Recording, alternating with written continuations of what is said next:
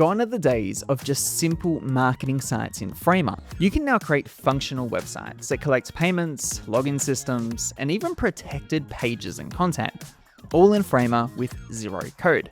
And in this video, I'm going to teach you exactly how to apply this to your next Framer project. Let's go. So we'll cover this in 4 parts. 1, we'll set up our project using the Thenty plugin, which is going to enable us to do everything that we need. 2nd, we'll actually set up a couple of products so we can enable payments with Stripe. Then we'll add a login and sign up to our page. And lastly, we'll actually protect our pages to be member only, and I'll even show you how you can lock specific content within a page. So here we are inside of Framer, and I have a simple website set up, and here's the goal we're going to try and achieve today. So essentially, I have a page here with a couple of different pricing cards, and we essentially want to let someone either sign up for free with limited access or full access, which is going to be billed at $20 per month, and they'll get access to all of the content on my website.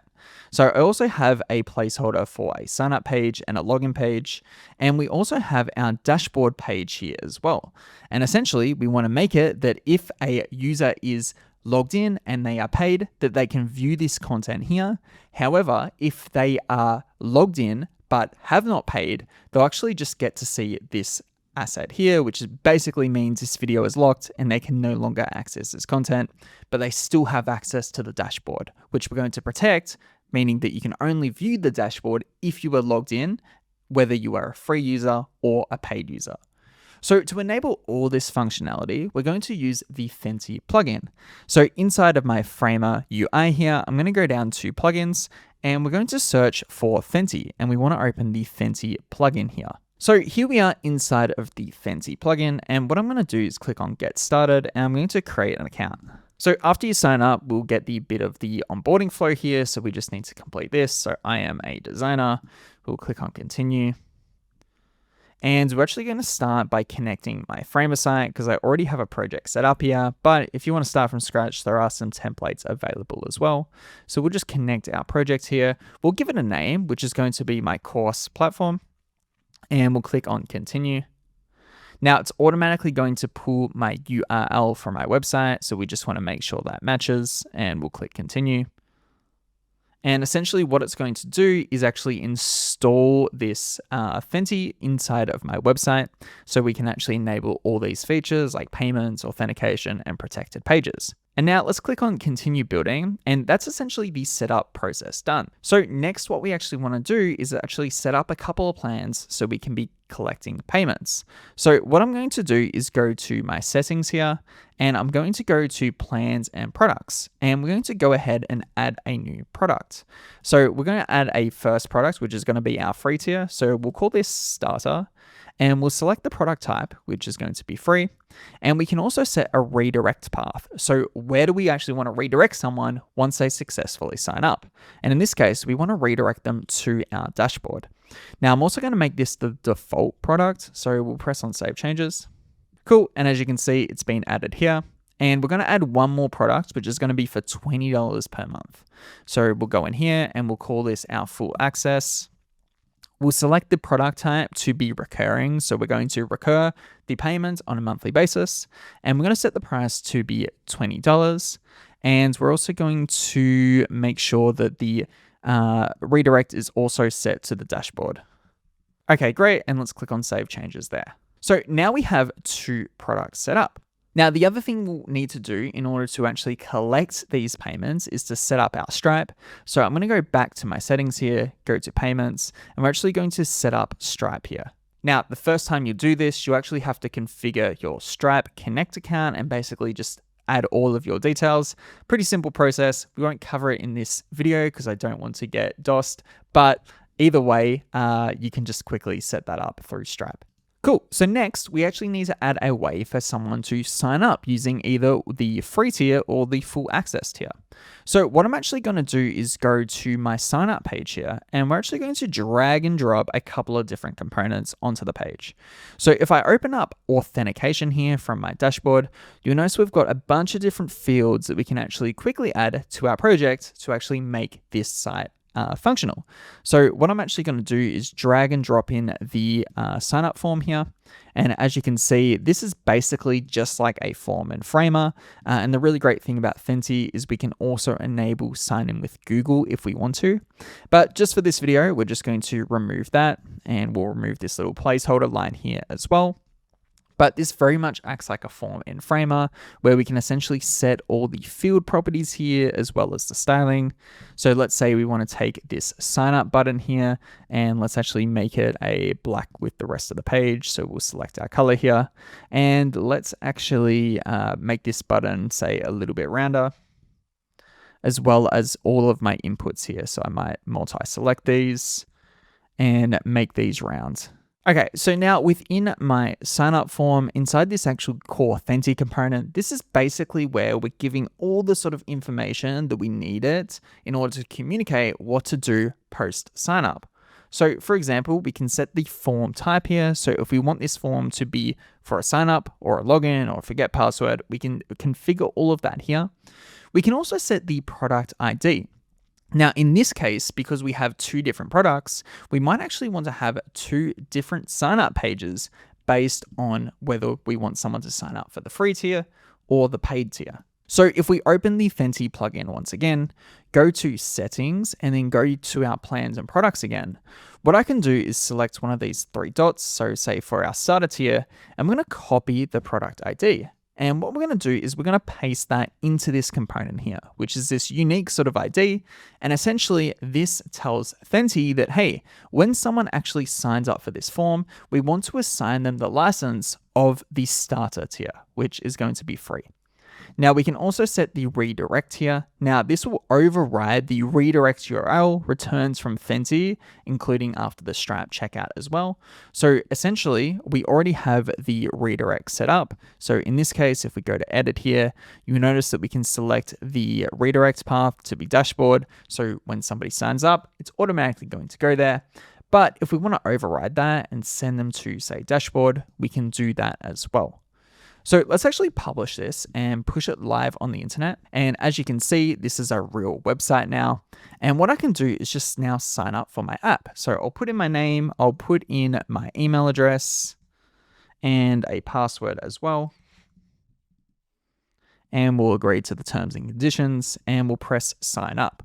Okay, great. And now you can see it's actually redirected me to my dashboard page. So everything looks great. And we can actually validate this by going back to the Thenty plugin, clicking on members, and you can actually see we actually have a bunch of new members here, a bunch from my testing, but in particular, this recent member is the one that I just signed up with. So now what I can do is go to my homepage here, and I can essentially enable this button for my free plan, and we're going to redirect this to my sign up page. Now we're also going to create a separate sign up page for my full access tier, which is going to be for $20 a month as well. So I'm actually just going to duplicate this page here, and let's call it signup-pro.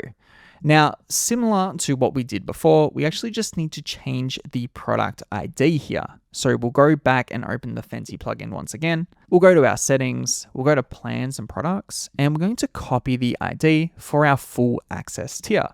And I'm just going to go ahead and paste that in here and change that. So now when I actually go to my live website and someone signs up using the Pro tier, they're actually going to be redirected to a Stripe checkout where they'll have to pay $20 per month in order to continue signing up. Okay, so now let's actually talk about protecting pages and content. So we've essentially set it up so we've got two pricing tiers, a free tier as well as a paid tier. Now, the first thing we want to do is actually make it so this dashboard page here can only be logged in by a user, meaning that if you're not logged in, you can't access this page at all. But this actual content here, so this video itself, we want to make it that this section on the website is only accessible by people who have the paid tier. So to do this, we're going to do it in two steps. First, we need to lock the page itself, so only people who are logged in can view it. And then secondly, we're going to lock this content to be available for only our Pro tier. So let's go back to the Thenty plugin. We're going to go down to protected pages here, and you can essentially see all of our pages available. Now, what I can do quickly is just enable this little toggle here, and essentially this is going to protect our dashboard page. And we can also set who we want to give access to. So in this case, we're going to make sure it's enabled for full access users as well as starter users. Cool, so let's click on Save Changes here. And now let's say we go back to our website, and I'm actually going to open this in a new incognito tab. And what we'll do is actually paste in this link here. You'll notice that when I actually try to view that link, so /dashboard, it's actually just going to redirect me back to my homepage, because essentially I, as a logged out user, don't have access to that content. Cool, so now we actually need to build ourselves a login page. So very quickly, we'll go to our homepage here, we'll go to Authentication, and we'll just drag and drop in this login form. And just like before, I can tweak all the stylings to kind of match my brand. So we might set this button to be black, we'll set the radius to be as high as possible to make it super round. And since we're not using Google Auth for this project, we'll just remove that just like so. Now, inside of my page redirects inside of Thenty here, I can also set the page that we want to return users to after they log in. So if we go down to session landing here, I'm simply going to select my dashboard page. Cool, and let's publish our website once again so we can test this. So again, we're in incognito here, so there's no login account. And what I'll do is go to /dashboard, and what it's going to do is redirect me to my /login page. But now I can actually just log into my account. And now, as you can see, it's redirected me to my dashboard.